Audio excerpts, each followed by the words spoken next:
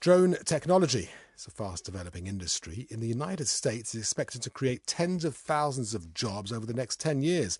It's against this backdrop that Las Vegas is today hosting an international conference bringing together people from all walks of life who have a common passion: drones. One of those taking part is Jim Bowers. He's the founder of Swarm. It's a network of drone volunteers who take part in search and rescue operations, and he's been telling me more about the project.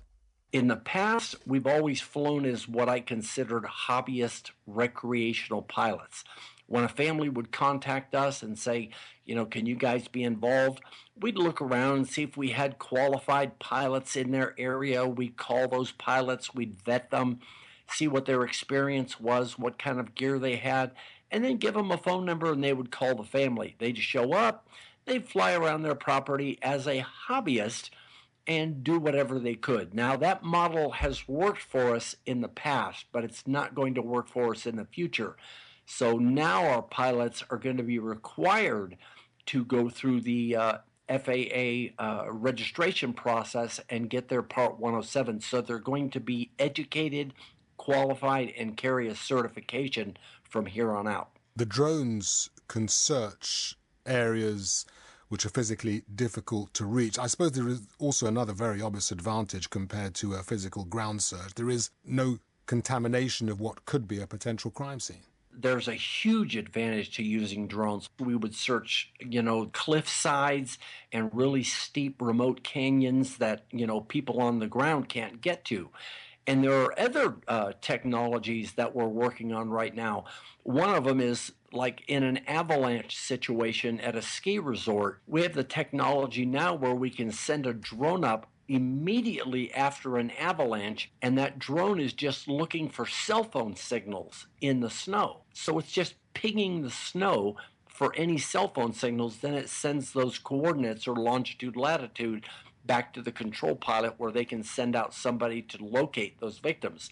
So it's not just aerial surveillance type of things that drones are doing, but just a huge amount of technology can be installed on these drones, like FLIR thermal cameras for night searches and for weapons of mass destruction. We're putting sniffers on the drones, and you send them in as forward surveillance to take a look at suspicious objects. And this is like the Wild West. We're in the new age of the drone century, whatever you want to call it. And it's like cell phones and desktop computers. The next big revolution is everybody's going to have a drone in their backyard or in their garage. I mean, I sense that, especially law enforcement agencies are looking at the use of drones maybe in a completely different way today than they were a few years ago. Yeah. I mean, a few years ago, they were worried a lot about liability and privacy issues and all that kind of thing. And those things need to be, taken into consideration. But at the same time, they can be very, very valuable tools, when it comes to police work, firefighting. You send a drone out there and the drone can look for hot spots in a fire or watch the progress of a wildfire. Law enforcement can send a drone into an active shooter situation where a drone can get eyes on a situation before they put lives at risk. So there's too many benefits to say, no, we can't use drones, because of these liability and privacy issues and all that. Those things have to be worked around because of the advantages that drones bring to our lives today. Definitely a man with a big drone passion there. Jim Bowers. 10 to 5 o'clock here in London. There's a drone conference happening later today in Las Vegas, bringing together experts to talk about flying machines which are being used for airstrikes in places like Yemen, but also for a whole host of users in civilian life. Take the case of Jim Bowers, a drone enthusiast who set up a network of volunteers involved in search and rescue operations. Well, 3 years ago, he was asked to help search for Eric Garcia, a man who had gone missing in California. Jim Bowers and Shasta Garcia, who's the niece of the missing man, told me about that defining moment that led to setting up that network called Swarm.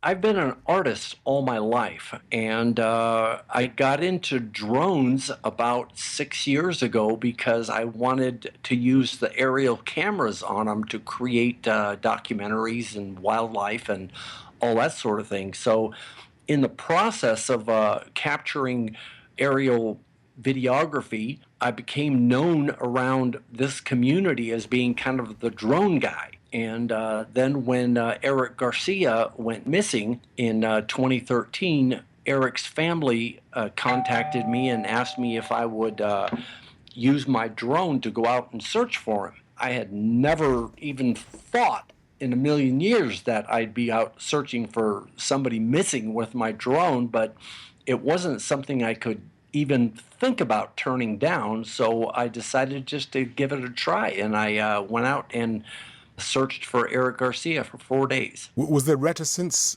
from the authorities about using a drone? Well, back then in 2013, drones weren't being used for search and rescue at all, really. So the officials were kind of like, we don't have drones, we don't use drones, we don't authorize drones for search and rescue, and we want no part of this. Well, at this point of the proceedings, let's bring in Shasta Garcia. Shasta, the man who went missing, Eric Garcia, was your uncle. How did you experience all this, especially this bringing in of a drone to search for him? I was very, very close with my uncle, Eric. When he went missing, we reached out to the authorities like any individual would do in a time where a family member goes missing. And unfortunately, the authorities weren't willing to help us in the circumstances that we needed them to. So we got to reach out to a man named Jim Bowers, and he turned out to be a complete blessing and a miracle in itself, and truly helped us to narrow down the search field to find my uncle and to get some closure in the end. The search area was very, very large. It was like over 40 miles of roadway that he potentially drove on his way from one town back to home. And so all that area needed to be covered. So I started from where he left in El Dorado Hills, California, and then just systematically I searched the cliff sides and the steep canyons and all of the rugged areas where all the foot searchers might not be able to search. And over the course of 4 days, we were able to narrow the search field down until we were almost back to Colfax again. So on the fourth day, Shasta and the Garcia family, they got back in touch with the authorities and asked them if they would search one more day. And they agreed that they would go out and search for him just one more day, because the authorities, they kind of thought he had just run off. They weren't really handling it like a missing persons case, not the way the Garcias and I felt they should have been handling it. So they did agree to go out and look for him one more time, and using off-road motorcycles, they searched the freeway area that he had driven, and they did discover his car over the side of an embankment in that area, that final area that I hadn't searched yet. It was a very, very sad ending, and it moved me so much emotionally that I felt like I had to do something. Shasta, as Jim said there, a very sad moment, but clearly Jim's drone played a key role. I just wonder how you reflect on that now and on the use of drones in cases like this, because in a sense, it sort of changed your life also. It certainly has changed my life. The loss of a person is extremely sad, and I am very thankful to this day that I was lucky enough to have a man named Jim Bowers in the scene with us in order to narrow down the search field and in order to help us and to bring closure. I do not know how it would be today if I never knew what happened to my uncle, and to know that even though he did die, we did find him, and that is so vital for families to have a way to bring closure no matter the ending, and to know that because of my uncle and his legacy and because of the thing that happened to him and our family, we are able to make an impact through Swarm with everything that Jim and the drone pilots are doing all over the world.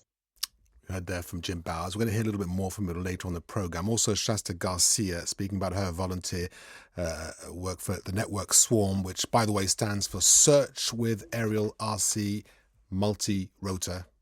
We just call them drones. Yeah.